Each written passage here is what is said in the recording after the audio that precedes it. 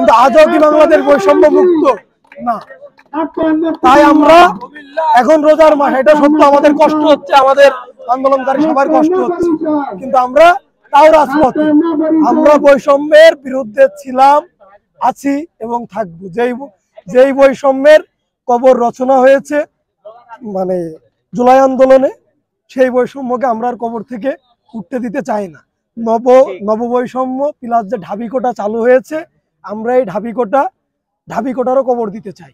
যেন কোনো কোটায়, আপনারা দেখেছিলেন যে আমরা পোষ্য কোটার কবর দিয়েছিলাম রাবিতে, তেমন ভাবে প্রত্যেকটা কোটার কবর রচনা করব আমরা।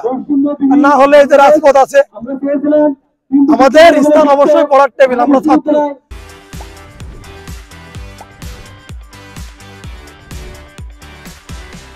কিন্তু একটি ভাঙা দেশ বিনির্মাণে আমাদের রাজপথে থাকা দরকার।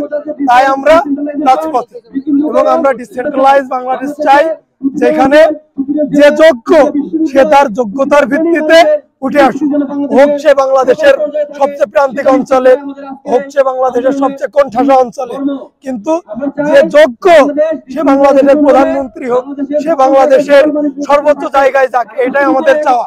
শুধু এক কেন্দ্রিক, ঢাবি কেন্দ্রিক বাংলাদেশ হতে পারে না, ঢাকা কেন্দ্রিক বাংলাদেশ হতে পারে না, এটাই আমাদের চাওয়া।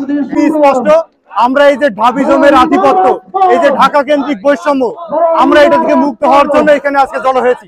আমরা 5ই আগস্টের আগেও যেভাবে দেখেছিলাম যে সারা দেশে ঢাকা কেন্দ্রিক যে আধিপত্য, শুধুমাত্র ঢাকা কেন্দ্রিক যে সিন্ডিকেট, সেটা একমাত্র পলিসি মেকিং এ তারা প্রভাব বিস্তার করে রাখতো। সেই একই চিত্রটা আমরা 5ই আগস্টের পরে দেখে আসি। আমরা স্পষ্টভাবে বলতে চাই, এই যে বৈষম্যের বিরুদ্ধে আমাদের প্রথমে লড়াইটা শুরু হয়েছিল, আমরা 5ই আগস্টের পরে 7 মাস পেরিয়ে গেল, সেই বৈষম্য এখনো আমরা মুক্ত হতে পারি নাই। আমাদের স্পষ্ট বার্তা হচ্ছে, ঢাকা কেন্দ্রিক এই যে বৈষম্য, এই বৈষম্য দূর করতে হবে।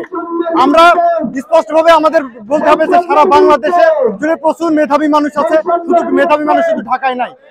আমরা এই লড়াইয়ের জন্য আজকে এসেছি।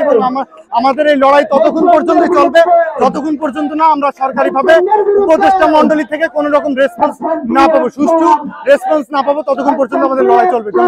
মানে ক্ষমতা কুক্ষিগত করে রেখেছে, কিন্তু আমরা চাই এই দেখেন ইউজিসি পিএসসি মেম্বার, তারপরে বিভিন্ন বিশ্ববিদ্যালয় ভিসি প্রভিসি নিয়োগ, সংস্কার কমিশনের প্রতিনিধি, তারপরে অন্তর্বর্তীকালীন সরকারের উপদেষ্টা, মানে তাদের উপদেষ্টা,